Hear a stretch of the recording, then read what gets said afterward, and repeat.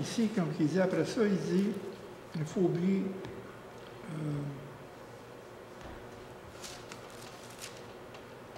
Frère, je ne pense l'avoir saisi, mais je fais une chose. Ça, c'est un autre point. Oubliant ce qui est en arrière et me portant vers ce qui est en avant. Oui, il faut s'oublier, hein? Dans Isaïe 42, 9, voici les premières choses sont accomplies. Mais je vous annonce de nouvelles, afin qu'il arrive, je vous les prédis. Où c'est que Dieu nous emmène? Les premières choses sont arrivées, on est arrivé à Christ. On l'a reçu. Mais ça ne finit pas là. Il y a des choses nouvelles que Dieu va faire à nous le long du trajet. Pour avoir le prix de la vocation céleste. Ça ne s'arrête pas là. Ça ne s'arrête pas là, ça sert ici, le dimanche, à tous les dimanches. Non. C'est juste un commencement. C'est juste pour vous nourrir, pour vous instruire. Parce que Dieu nous instruit. Son instruction est là. Son conseil est là. La sagesse est là. Il regarde chacun de nos pas pour nous corriger notre direction. Si on déraille, il nous ramène tout le temps. Faut pas. Pourquoi quand on est des brebis? Pourquoi qu'il nous compare des brebis? Il n'y a plus de niaiseux qu'une brebis. Ça s'en va, ça n'a pas de tête. C'est exactement ce qu'on est. Dans toute humilité. C'est pour ça que Dieu, on marche sans crainte du mal, sans crainte du malin, quand on marche dans la vallée de l'ombre de la mort. Son bâton et sa houlette nous rassurent. C'est des choses qui représentent l'autorité de Dieu sur nous, qu'on a accepté. Son bâton, c'est le petit crochet qui nous ramène quand on déraille. Sa houlette, c'est pour nous. C'est nous protéger contre les prédateurs. Cette massue. Ou bien ce qui est en arrière. Il faut se porter en avant. Oublier notre passé pécheresse. Oublier, il ne faut pas oublier d'où c'est qu'on vient, par exemple. Mais Dieu a tout oublié, notre passé. Il a tout effacé. Il a tout, on est blanc. Il a tout effacé. Jésus sur la croix, qu'est-ce qu'il a fait? Il a tout effacé. Jésus était son agneau sur la croix.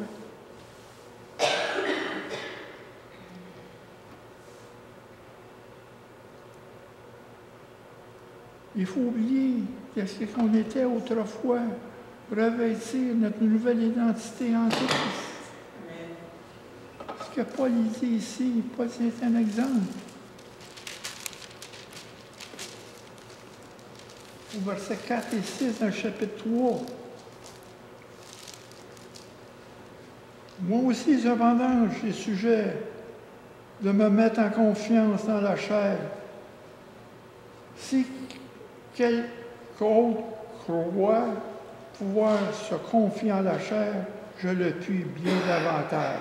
Moi, circoncis, le 8e jour de la race d'Israël, de la tribu de Benjamin, hébreu né d'hébreu, quant à la loi pharisien, quant aux ailes persécuteurs de l'Église irréprochable à l'égard de la justice de la loi.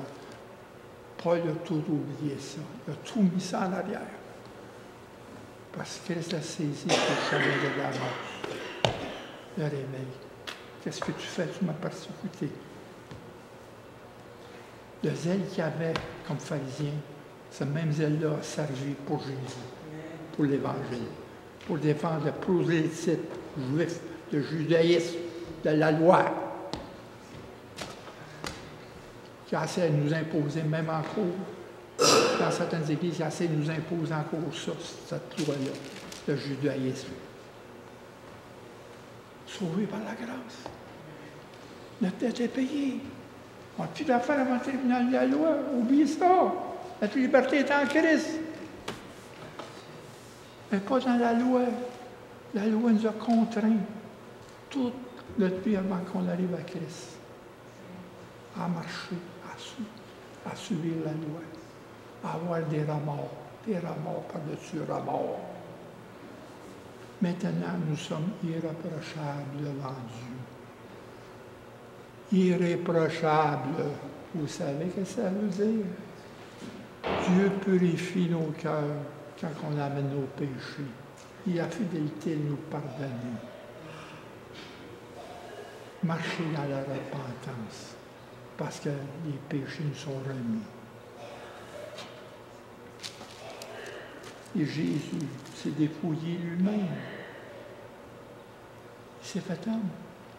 Il a oublié sa gloire qui est en arrière, lui, avec. Il a complètement oublié. Il est inférieur aux anges. Jusqu'à temps qu'il accomplit sa mission. Il a tout oublié. Il a marché en avant avec le plan de la rédemption pour l'humanité. Le plan de Dieu. Son plan. Il s'est dépouillé. Il faut la même chose, nous dépouiller la même chose. Ça prend le dépouillement de nous-mêmes. Il faut arriver là. Il faut arriver à une certaine maturité pour se dépouiller. Et ça ne se fait pas du jour au lendemain. Dieu le fait. Il met le faire de vouloir pour faire les choses. Il met son œuvre en nous pour que son œuvre sorte de nous. C'est tout simplement, c'est son œuvre. Il faut faire la place à son œuvre. Ne pas rester attaché aussi, en oubliant les choses.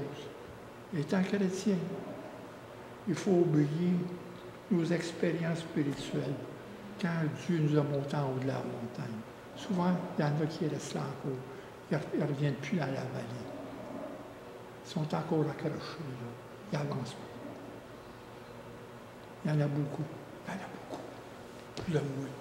Je l'ai vu. Des expériences, des manifestations. Rien que pour ça.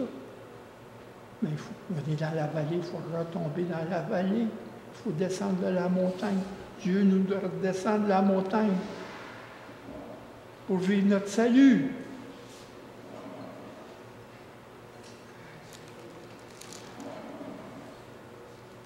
Il faut aller de l'avant. Il faut que Dieu fasse des choses nouvelles. Si on reste accroché, il n'y a pas de créativité. Dieu crée des bonnes œuvres en nous, des œuvres nouvelles, de jour en jour. Il y a de la créativité. Il faut chercher cette créativité-là.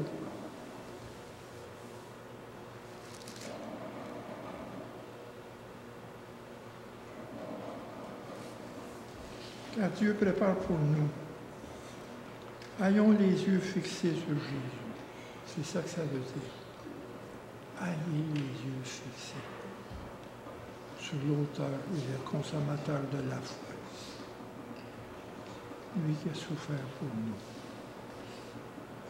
Lui qui ne s'est pas détourné du plan de Dieu pour le sacrifice. Il faut garder en nous l'empreinte de la croix en nous. L'empreinte. Il faut que cette croix-là soit imprégnée en nous. Ne pas oublier le sacrifice qui a été fait pour nous. Le problème, on oublie ce sacrifice-là. On se plaint. On se plaint de nos petits bobos. On se plaint de nos afflictions. Lui, il a passé à travers jusqu'au dernier souffle, jusqu'à temps qu'il dit « Père, je remets mon esprit entre tes mains. Tout est accompli. »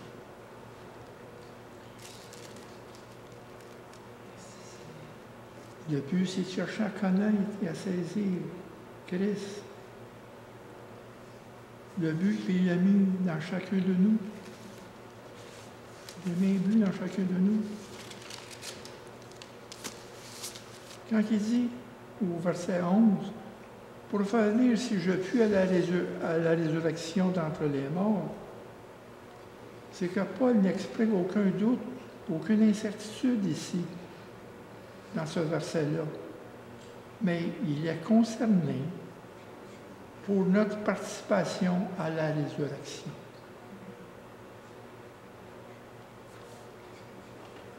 dans le chapitre Jean, chapitre 5, versets 28 et 29. Ne vous étonnez pas de cela, car le jour vient où tous ceux qui sont dans les sépulcres attendront sa voix et en sortiront. Ceux qui auront fait le bien ressusciteront pour la vie.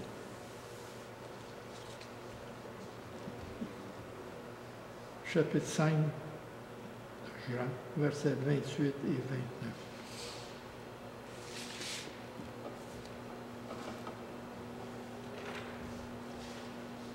Dans le verset 11, ceci exprime, dans le verset 11, une grande anticipation personnelle de chaque croyant pour la résurrection. On anticipe, il faut vivre cette anticipation. Mais il faut vivre dans le moment présent. Et ici, nous aurons tous, nous courons tous pour emporter le prix de la vocation céleste. Il faut fixer la course qui nous est ouverte devant nous et se porter en avant. Il faut se porter en avant, vers le but, vers le but. Je cours vers le but. C'est ça, nous, notre marche avec Christ. C'est courir avec le but, c'est courir avec lui.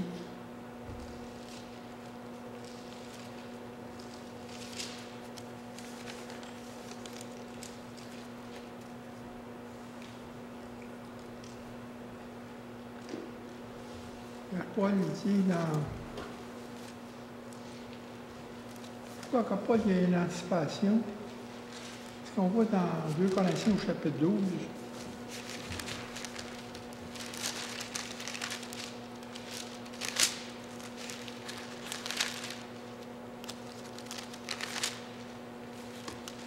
Pourquoi Paul parle de même? L'anticipation qu'il a. Parce que lui, il a connu quand il a été enlevé. Paul was raptured. This is on 2 Corinthians chapter 12. Je connais un homme en Christ qui fut, il y a 14 ans, jusqu'au 3e ciel, ravi jusqu'au 3e ciel. Si ce n'est dans son corps, je ne le sais. Si ce fut hors de son corps, je ne le sais, Dieu le sait. Je sais que cet homme, si ce fut dans son corps ou sans son corps, je ne le sais, Dieu le sait, fut enlevé dans le paradis. Il a entendu des paroles ineffables qui n'est pas permis à un homme d'exprimer. Je me glorifierai d'un tel homme, mais de moi-même, je ne me glorifie pas, sinon de mes infirmités. Que Paul était ravi. La même chose, il était enlevé, c'est la même chose qu'on parle à l'allemand. C'est la même terme en grec qui était enlevé. Et Paul a été enlevé. Paul a été capturé dans les yeux. C'est pour ça qu'il dit, si je puis arriver à la résurrection d'entre les morts, si je puis, c'est le grand désir de l'anticipation. Paul est sûr. Il n'y a aucun doute qu'il va être ressuscité. Il n'y a aucun doute qu'il va recevoir la couronne. Quand Paul est dit dans 2 Timothée chapitre 4, versets 7 et 8. J'ai combattu le bon combat.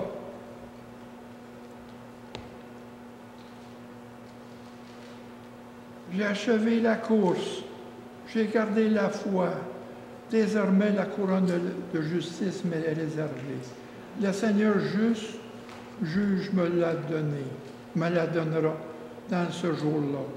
Non seulement à moi, mais à tous ceux qui auront aimé son avènement. Point à moi, à ceux qui vont aimer son retour, son avènement. La couronne à tous ceux qui étaient.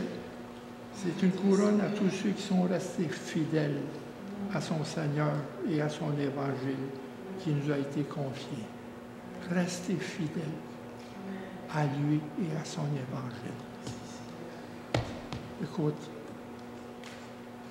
parce que dans l'Église, c'est vraiment, il y a juste un reste qui va être sauvé. La porte est étroite.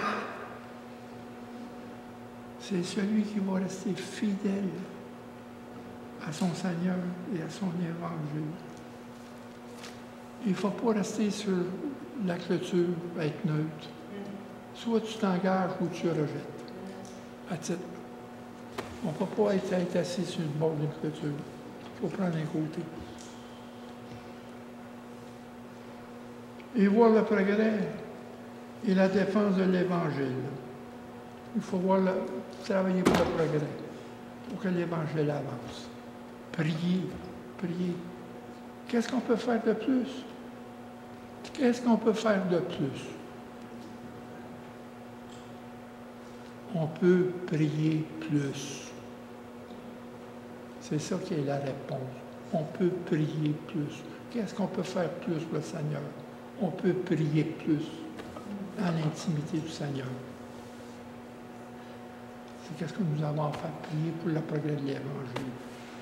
Comme j'ai dit tout à l'heure, prier pour les endroits qui sont restreints dans les nations, que l'Évangile est dur à passer, que le monde qui apporte l'Évangile ait le courage et la force de Dieu et la détermination. Parce qu'on dit un corps, c'est tout le corps travaille, dans toutes les parties du monde. Ce n'est pas notre petite assemblée ici. Il faut voir plus grand, avoir une vision plus large que Dieu nous donne. Voir tout son corps, toute son Église. La vie chrétienne est un combat qui mérite d'être livré. M'entendez? La vie chrétienne est un combat qui mérite d'être livré à tous les jours. À tous les jours. Pour la gloire dans la puissance de notre Seigneur Jésus-Christ.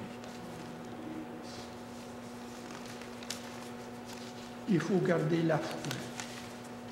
Garder la foi dans les moments d'épreuve terribles et de grand découragement.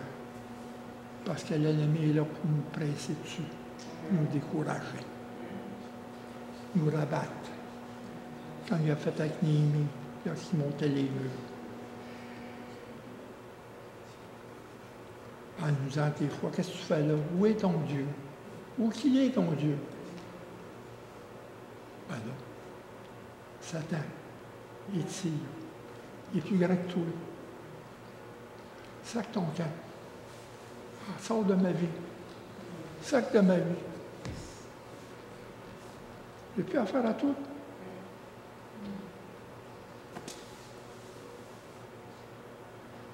C'est pour son œuvre que son plan de rédemption a été exécuté dans nos vies. C'est pour son œuvre. Dans son plan de rédemption, que la rédemption a été exécutée dans nos vies. C'est par la grâce que nous sommes sauvés, au moyen de la foi. C'est le don de Dieu.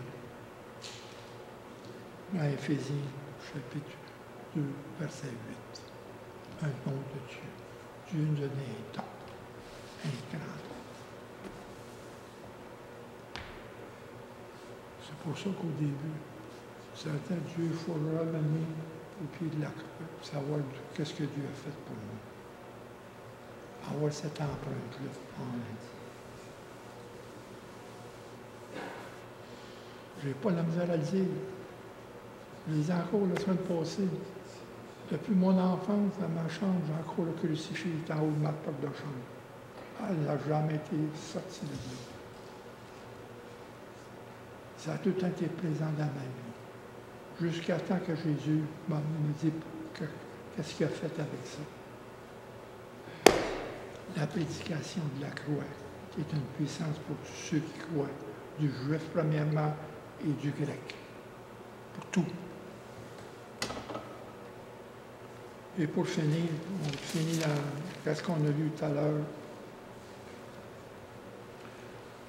Dans Apocalypse au chapitre 4, verset 10 à 11.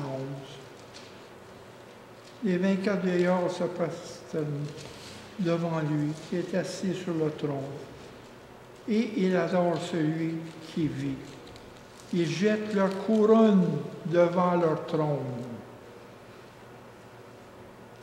Ils jettent la couronne devant le trône.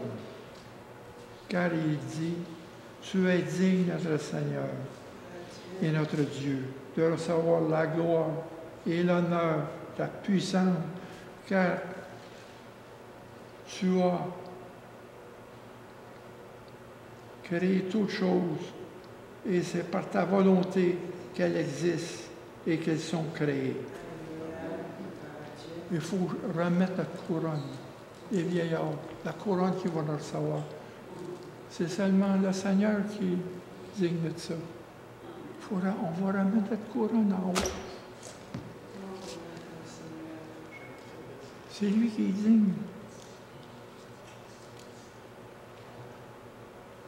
C'est lui qui est digne de recevoir la gloire et l'honneur et la puissance.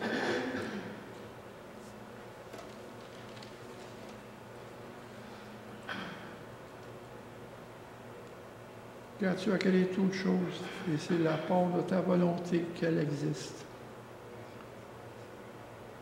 Si nous sommes sauvés aujourd'hui, Dieu nous a accordé sa miséricorde. Dieu accorde la miséricorde à celui qui veut l'accorder. Nous avons été élus avant la fondation du monde. Il a tout vu, déjà toute notre vie. Et tout en ce moment se déroule devant nous, dans le moment présent. Alléluia. Hein? Allez. Seigneur, je prie pour mes frères et mes sœurs et ceux qui écoutent en ce moment, ceux qui vont écouter ce message, que ta parole touche leur cœur.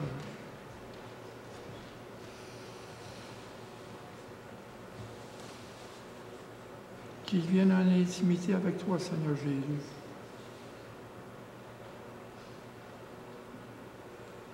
Que ta vie soit dans chacun. Que ta gloire soit avec nous, qu'on soit cachés dans ta gloire.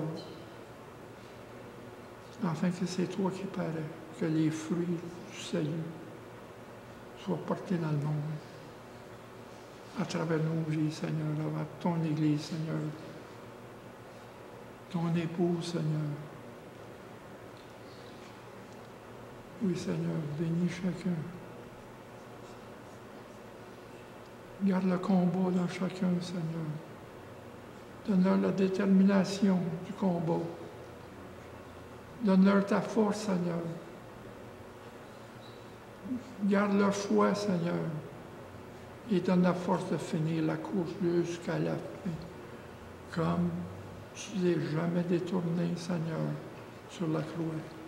Tu étais jusqu'au bout de ton souffle,